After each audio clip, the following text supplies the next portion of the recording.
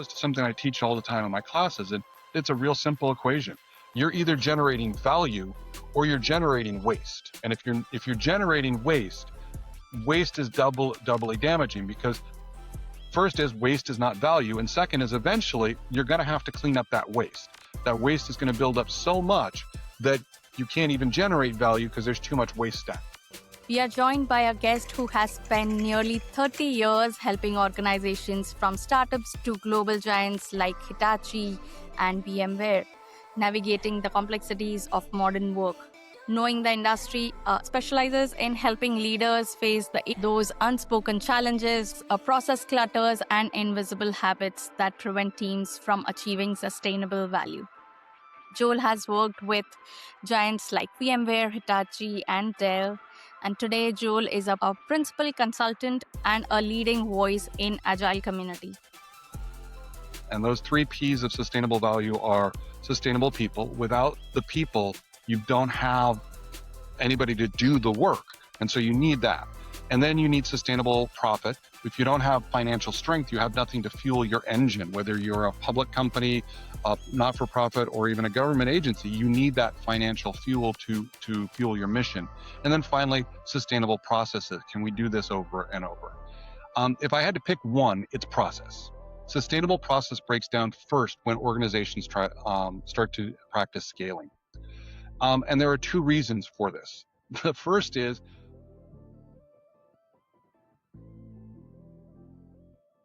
Hello and welcome back to PMP with Prachi. We are joined by a guest who has spent nearly 30 years helping organizations from startups to global giants like Hitachi and VMware, navigating the complexities of modern work. Knowing the industry, he's known in the industry as the Gorilla Coach, specializes in helping leaders face the 800-pound gorillas in the room. That is, those unspoken challenges, process clutters, and invisible habits that prevent teams from achieving sustainable value. Joel has worked with giants like VMware, Hitachi, and Dell. And today, Joel is a principal consultant and a leading voice in Agile community. He's the creator of the Sprint in the Life series, a core contributor to the Agile coaching growth wheel, and an expert in integrating AI with agility to ensure organizations work smarter and not just faster. Please join me in welcoming Coach, who doesn't just teach frameworks, but he helps build the kind of organizations people want to work in. With that, welcome, Joel. Thank you very much, Prachi. I'm happy to be here. Thank you. And to kick things off, could you please introduce yourself briefly to our listeners to share about how did you get started with the journey, and how did you become a project manager?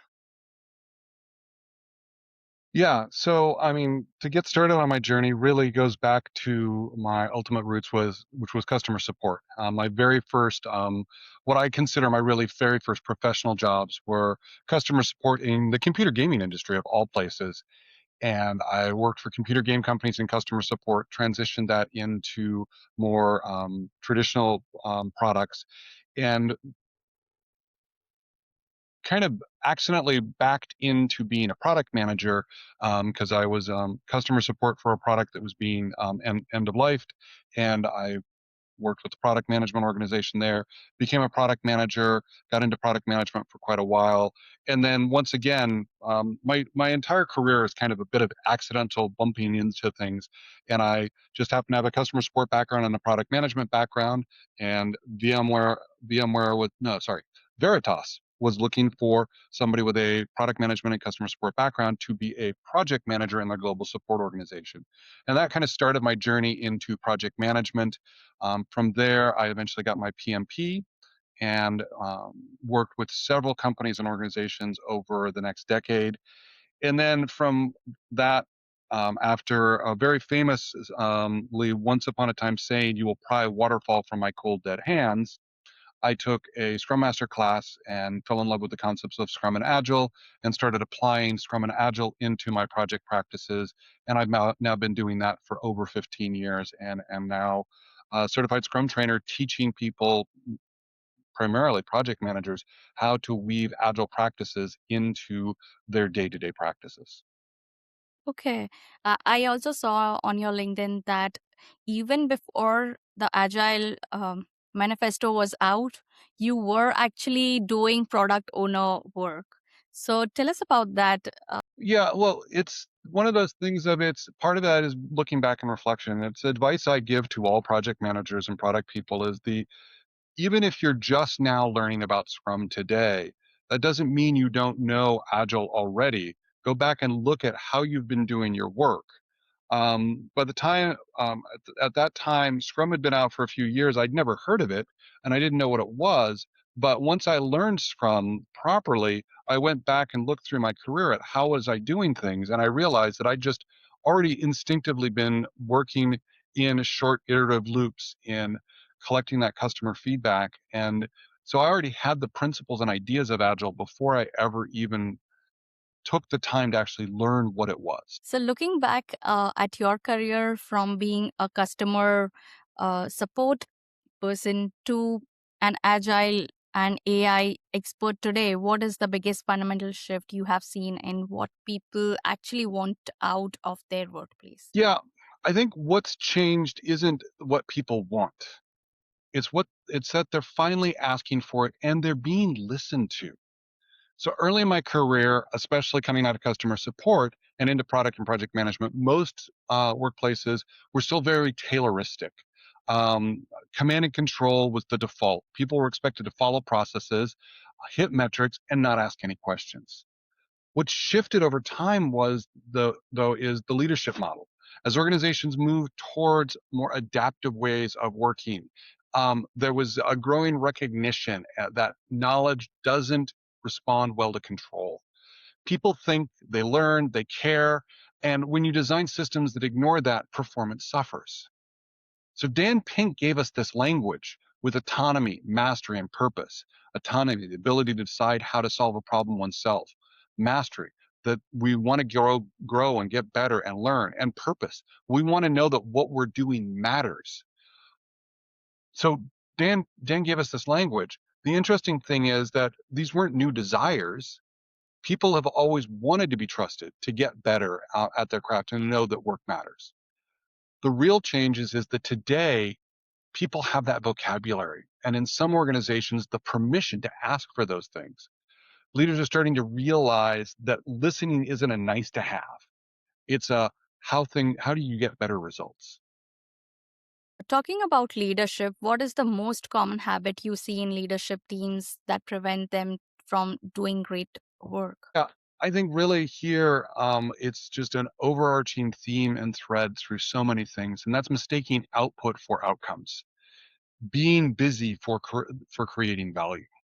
The most common habit I see in leadership teams is confusing being busy with generating value. We have a bias to action, to doing something, when the better solution is quite often to stop and ask questions. What problem are we trying to solve? They're constantly doing something. They're constantly doing something, new initiatives, new priorities, new reorganizations, and they rarely stop to get that clear actual problem that they're trying to solve.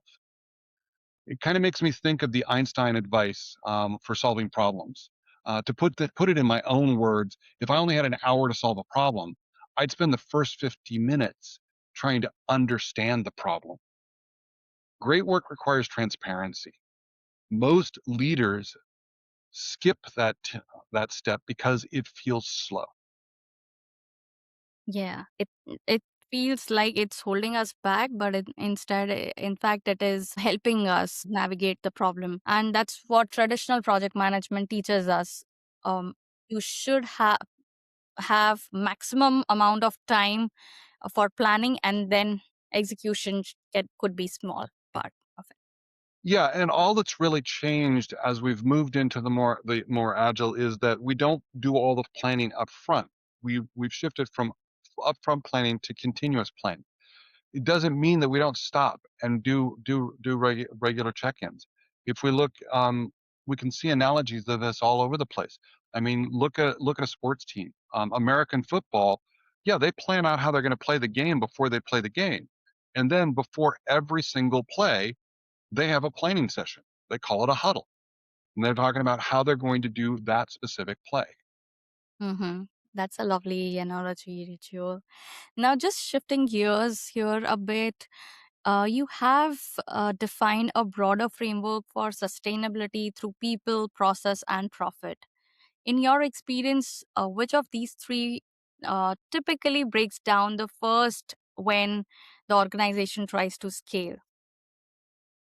Yeah. Well, just to set the stage a little bit, I talk about my three P's of sustainable value, and those three P's of sustainable value are sustainable people. Without the people, you don't have anybody to do the work, and so you need that.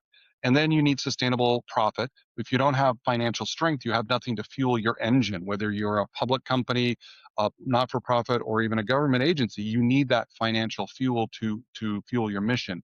And then finally, sustainable processes. Can we do this over and over? If I had to pick one, it's process. Sustainable process breaks down first when organizations start to practice scaling. And there are two reasons for this. The first is we have a cultural aversion to the very idea of process. We celebrate working around it, skipping it, making exceptions. Process gets treated like a necessary evil instead of what it actually is, a way to create clarity, to improve flow, and to reduce waste. Process isn't the problem. Bad process is the problem. The second issue is that organizations treat process as fixed. They design it once, lock it in, and then they wonder why it starts to break. And as the company grows, as the company changes, a sustainable process isn't rigid. It's a flexible scaffold. It adapts without creating chaos. Yeah, companies should adapt agility in processes as well, which is really missing, I guess, in most of the companies or organizations. And it is important to get back the agility in processes, which will help in the long term for the company. Uh, yes. Talking about scaling, when scaling goes wrong, companies often focus on speed over value. How do you coach a team that is addicted to measuring the success purely by the volume of output rather than outcomes? Yeah, well, this really goes back to what we discussed earlier. Mistaking output for outcomes is not a problem exclusive to scaling. I mean, that's a fundamental problem in business. Telling people outcomes does not equal outcomes, though, most of the time it doesn't work. What they hear instead are oranges are not oranges. Um, while I joke it's because they both start with the letter O, I think the real reason goes back to that early answer. It's that leaders see being busy as being productive. So whether it's a single team or an entire organization, I use a fairly simple analogy. Inventory is not value. So if I build 100 widgets, that may feel great. Charts go up, throughput looks amazing, leaders are happy. The problem is widgets are only one of three parts to make the product. You have 100 widgets taking up space in a warehouse and nothing to sell to the customer. That's waste. That's not value. And so that's really where you start to see this is it comes back to that outcomes versus output. It's that we need to be busy when no, we need to be creating value. Yeah. And these wastes create a lot of cost to the company. So it's better to focus on outcomes rather than outputs. Talking about the outcomes, it is clearly evident from your LinkedIn profile during your time at Hitachi, where you implemented a model that led about 100% increase in projects developed per quarter. What was the single biggest bottleneck you removed to achieve that level of growth? Yeah, it was interesting. It was my very first job after I had started to really dig into agile ways of working and processes. And I really landed on what has been one of my fundamental beliefs all along, and that is that transparency is one of the most important things that we need. Now, transparency, that's a great buzzword. What do we mean by transparency? Well, transparency means that we have alignment. Everybody's clear on the direction that we're going. It means that we have a clarity on the work to be done, not just our work, but all the work that needs to be done by the organization. It also means that we need redefine what we think of as done. We can't keep going with the, oh, we're 80% done for the last 6 months of a 12-month project. No, that's not transparency. And then repetition, that we come back to it again and again. So when I joined Hitachi, they were struggling to ship 3 or 4 projects a quarter. And there were so many moving pieces and there was so much going on. We had a weekly status report and it revolved around this 100 slide PowerPoint deck that my boss, a VP in the organization, spent a good day a week updating. And instead, what I did was I stripped it all away and I went, what are the essential pieces of information? What are we trying to do? What needs to happen? And really focused on creating that greater transparency, focused on meetings that were about where are we actually? What do we need to do to make the next step? And by removing all of the extra, stripping out the waste, and just focusing on the core essentials, we were able to, with the same number of people, increase the amount of throughput we had, increase the amount of projects, because we had taken away all of the waste and really focused just on that core communication, that core transparency. Mhm. So, what I'm hearing is you try to implement the lean methodology, like removing all the waste, all the impediments. That's what you did in Well, yeah, if and I mean, agile and lean, they're two sides of the same coin. And if you look at Scrum, if you read the current Scrum guide, it talks about empiricism and lean thinking.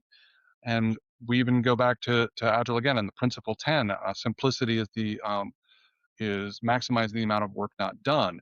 This These principles are very fundamental, and it goes to something I teach all the time in my classes. And it's a real simple equation. You're either generating value or you're generating waste. And if you're generating waste, waste is doubly damaging, because first is waste is not value, and second is eventually you're going to have to clean up that waste. That waste is going to build up so much that you can't even generate value because there's too much waste stacked up. and managing those complex workflows led you to create the Sprint in the Life series. Can you walk us through what that concept is and how it helps team visualize their daily work differently than a standard Scrum board? Yeah, so Sprint in the Life, the Sprint in the Life series came about because people were looking for more clarity. The original idea really came from one of the people I've been a mentor for many years. Reached out to me and said, "I'm trying to explain to my leader why we need a full-time product owner, and they just don't understand what happens and what it takes." And so he asked me if I had resources, and I went digging for resources and found that a lot of the stuff out there was more about, there wasn't a lot of modern stuff that was just like a practical, what does a product owner do on a day-to-day basis? And so I started with an idea of I was just going to make a simple LinkedIn post. And I was well past the 3,000 character limit on what I was writing, and realized that there was really something here. And so I stepped back and I laid out a calendar. I put it all up on my Miro, and I created this timeline of a sprint. And I started thinking about, well, if I were going through a sprint as a product owner, what would I do? What am I doing? How do I sync with this? How do I make sure that I'm ready for the next sprint goal and such? And this turned into a multi-part LinkedIn series that follows Pat the product owner through every single day of their sprint, and digging in and talking about what are the tools and the practicalities and such. And it served to show first that really being a product owner is a full-time job. And here's all these things that you'll do on a day-to-day basis. And that was just looking at the tactical view of a product owner. I then built on that and went back through, and I wrote the series again, only through the eyes of Sydney, the Scrum Master. And again, I looked at, what does a Scrum Master do on a day-to-day basis? And I walked through the exact same sprint and started mapping out everything. And this showed there's a lot that goes into being a Scrum Master on a day-to-day basis. It's not just about scheduling meetings or updating Jira boards. Little tip: Scrum Masters shouldn't be updating Jira boards.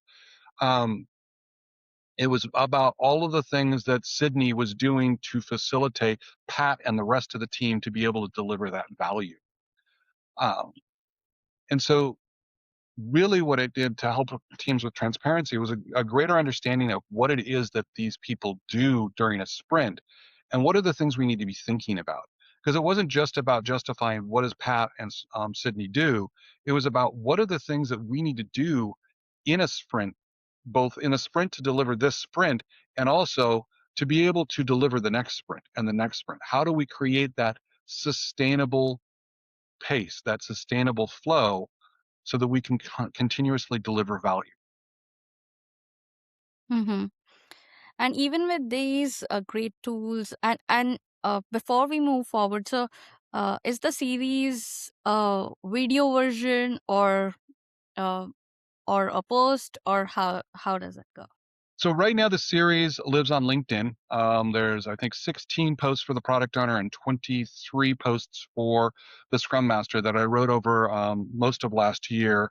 I'm now doing some deep dives on those. So I'm going back through the series and I'm talking about specific frameworks that we used.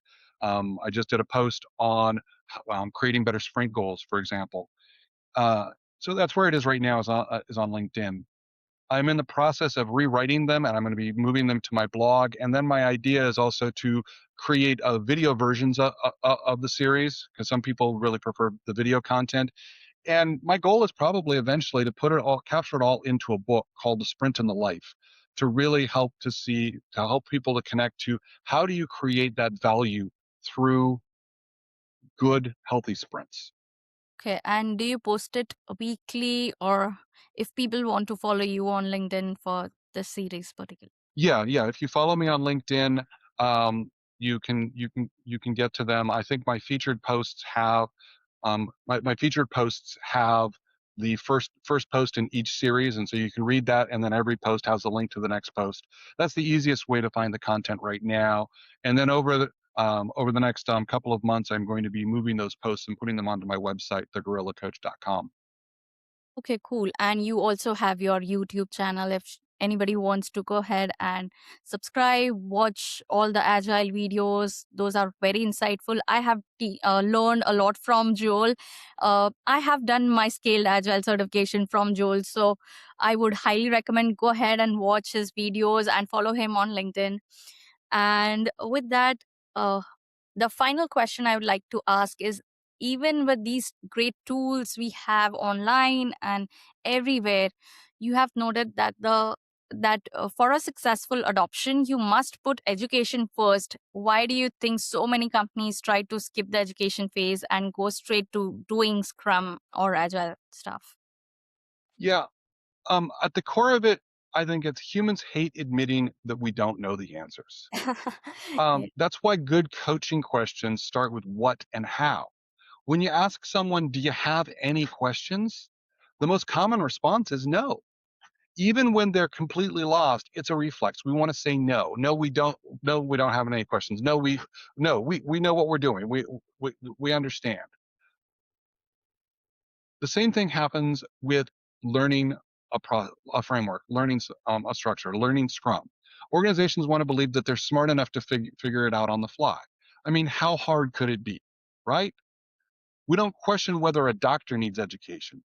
We don't even argue that a database architect should not just wing it.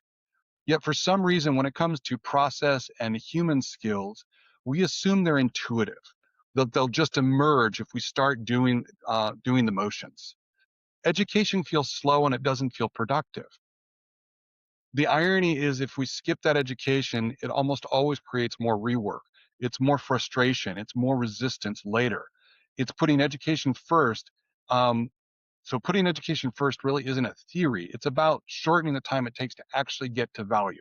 And really goes back to the concept that you alluded to in project management of the 8 hours of planning saves 8 weeks of work. Instead, think of it more as 8 hours of common training is going to save 8 weeks of work because we're getting everybody on the same vocabulary, on the same cadence, and it's getting back to basics. It's getting back to, oh, how do we do the basic structure of this? I recently had shoulder surgery, just routine stuff, but now I'm going through physical therapy to get back up my strength. And it's not about, it's the, well, yeah, you know all these things, you know how to lift things and everything, but it's working your way back up to that by going through the structured process to be able to develop these skills. And then we multiply that by going, okay, great, let's do it as a team. And even now, I mean, we're 30 years into Scrum.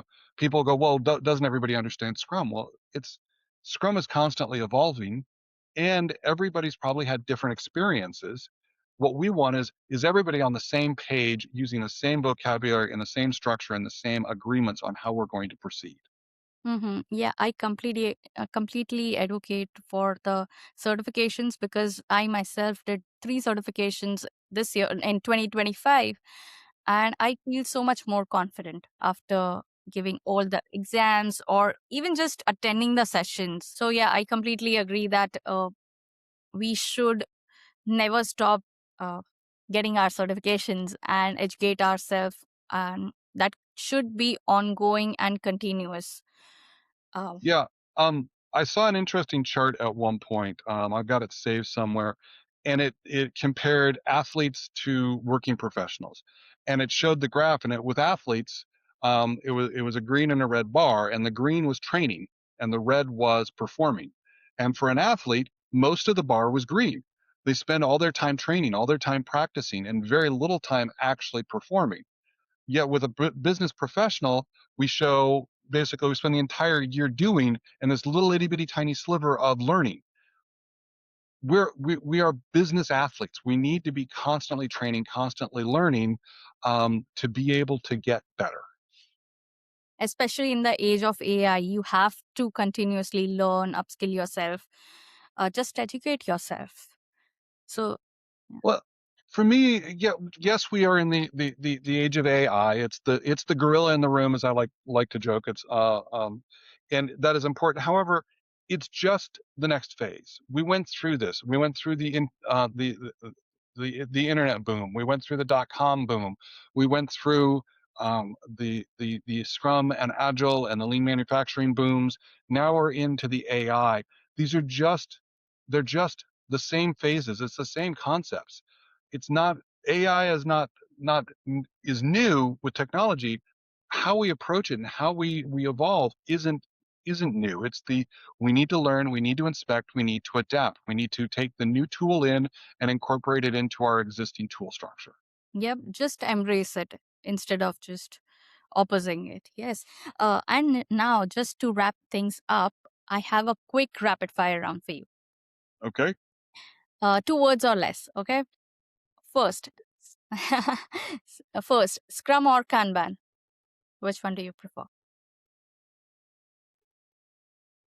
I know Um, it's a tricky one, so that's why yeah. 2 words or less. Uh, Scrum first. Okay. Okay, cool. What is the most overrated agile matrix? Most overrated agile metric, of course, is velocity. Velocity. Okay. Yep, I agree. Product owner or scrum master, who has the harder job? It's just a fun round, so just pick one.